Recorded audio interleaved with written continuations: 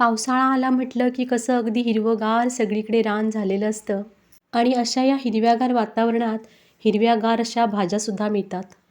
आणि ज्या सीझनमध्ये ज्या फळभाज्या पालेभाज्या असतात किंवा जी सीझनल फळं असतात ती खाल्लेली आपल्या शरीरासाठी खूपच फायदेशीर असतात.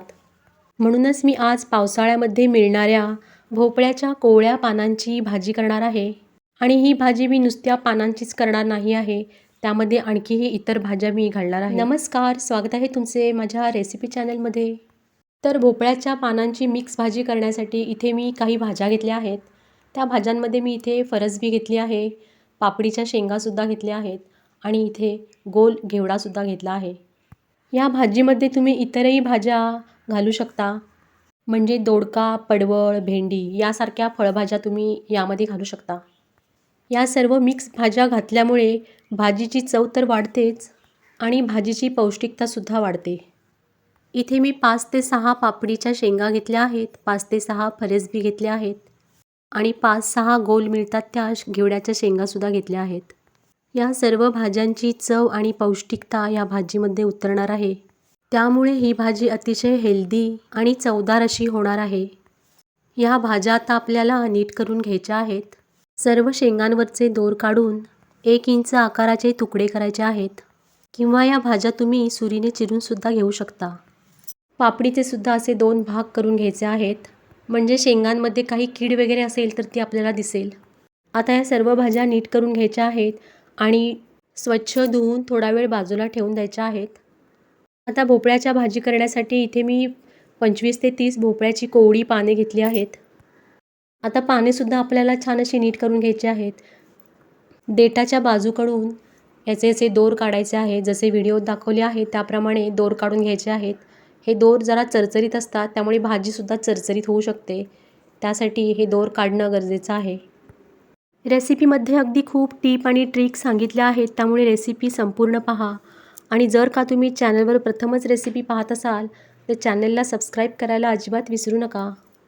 आता ही मी भोपळ्याची हिरवीगार कोवळी पाने अशी साफ करून घेते आणि स्वच्छ अशी 2 ते 3 पाण्याने धुवून घ्यायचे आहेत. त्यासाठी इथे मी एका कढईमध्ये ही पाने घालून उलटी पुलटी करून छान अशी धुवून घ्यायची आहेत. या भाज्या पावसाळ्यात जरी मिळत असल्या तरीसुद्धा घरी आणल्यावर भाज्या आपल्याला धुवूनच घ्यायच्या आहेत. ही पाने धुतल्यानंतर थोडा वेळ चाळणीमध्ये नितळत ठेवायची आहे, म्हणजे त्यातील एक्स्ट्रा पाणी असेल ते पूर्ण निघून जाईल. आता 5-6 भोपळ्याची पानं घ्यायची आहेत आणि एकत्र गोल असे वळून व्हिडिओत दाखवल्याप्रमाणे चिरून घ्यायचे आहेत. चिरताना भाजी अगदी बारीक चिरायची आहे. अशी सर्व भाजी आपल्याला चिरून घ्यायची आहे. भोपळ्याच्या पानांमध्ये भरपूर असे आयर्न, फायबर असल्यामुळे ही भाजी अगदी आरोग्यासाठी अगदी फायदेशीर आहे. आणि त्यामध्ये आपण इतरही भाज्या घातल्या असल्यामुळे ही भाजी तितकीच हेल्दी अशी होणार आहे. अशी भाजी आठवड्यातून एकदा तरी खाल्ली गेली पाहिजे. आणि या सर्व भाज्यांची चव एकाच भाजीमध्ये उतरते, त्यामुळे भाजी चवीला एकदम मस्त अशी तयार होते. आता इथे सर्व भोपळ्याची पाने मी चिरून घेतली आहेत. आता ही भाजी कशी करायची ते पाहू. त्यासाठी इथे मी गॅसवर कढई ठेवली आहे आणि कढईमध्ये 3 ते 4 चमचे तेल घातले आहे. तेल थोडे गरम झाले की त्यामध्ये 9-10 लसणीच्या पाकळ्या घालायच्या आहेत. या भाजीला लसूण थोडा जास्त घालायचा आहे, त्यामुळे भाजी चवीला छान होते. आणि हिरव्या पालेभाज्या ह्या पचायलासुद्धा सोप्या जातात, त्यामुळे लसूण थोडा जास्त घालायचा आहे. लसूण थोडा परतला की यामध्ये बारीक चिरलेले 2 कांदे घालायचे आहेत आणि 2 ते 3 हिरव्या मिरच्यासुद्धा घालायच्या आहेत. कांदा आणि लसूण बारीक गॅसवरती 1 मिनिटभर परतल्यानंतर निवडून धुवून घेतलेल्या फरसबी, घेवड्याच्या शेंगा आणि पापडीच्या शेंगासुद्धा घालायच्या आहेत. आणखीन गॅसची फ्लेम कमी करून या भाज्या 1 ते 2 मिनिट छान अशा परतून घ्यायच्या आहेत. भोपळ्यामध्ये जेवढे पौष्टिक गुणधर्म असतात तेवढेच पौष्टिक गुणधर्म भोपळ्याच्या पानांमध्ये सुद्धा असतात. या भाज्या थोड्या परतल्या गेल्या की त्यामध्ये चवीनुसार मीठ घालायचं आहे.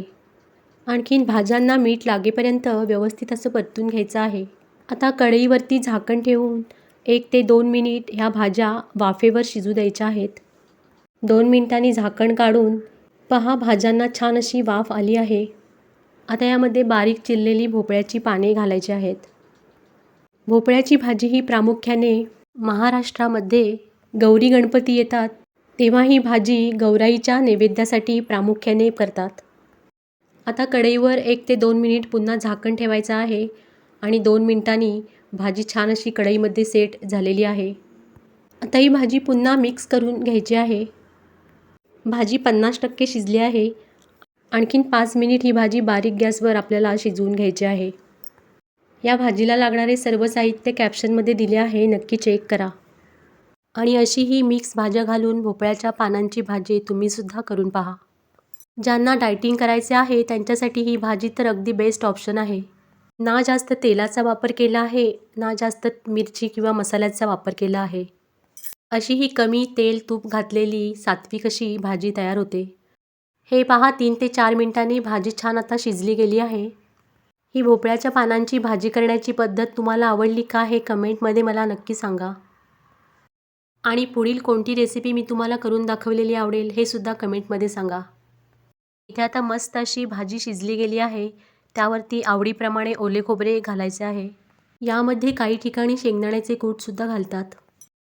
मस्त अशी भोपळ्याच्या पानांची भाजी तयार झाली आहे. तुम्ही पाहूच शकता. ही भाजी तर अगदी पारंपरिक आहे. अगदी आपली आजी पणजीसुद्धा ही मिक्स भाजी करायच्या. अशाच साध्या सोप्या झटपट होणाऱ्या पारंपरिक रेसिपी पाहण्यासाठी चॅनलला नक्की फॉलो करा. हे पहा गरमागरम वाफाळती भोपळ्याच्या पानांची भाजी तयार आहे. ती आता मी सर्वसुद्धा करत आहे. अशी भोपळ्याच्या पानांची भाजी तुम्हीसुद्धा या पावसाळ्यामध्ये करून पहा, तुम्हालासुद्धा नक्की आवडेल. ही भाजी चपातीबरोबर, भाकरीबरोबर अगदी अप्रतिम लागते आणि भाकरीबरोबर तर अगदीच छान लागते. आणि ही माझी भाजी करण्याची पद्धत तुम्हाला आवडली असेल तर रेसिपीला एक लाईक करा. आणखी चॅनलवर प्रथमच रेसिपी पाहत असाल तर चॅनलला सबस्क्राईब करायला अजिबात विसरू नका. आणखीन बाजूला दिलेल्या बेल आयकॉनवर क्लिक करा म्हणजे येणाऱ्या व्हिडिओची नोटिफिकेशन तुम्हाला सगळ्यात अगोदर येईल. आणखीन ही रेसिपी तुम्ही तुमच्या नातेवाईकांमध्ये शेअरसुद्धा करा. रेसिपी पाहिल्याबद्दल सगळ्यांचे खूप खूप धन्यवाद. आता भेटू पुढील रेसिपीमध्ये. तोपर्यंत नमस्कार.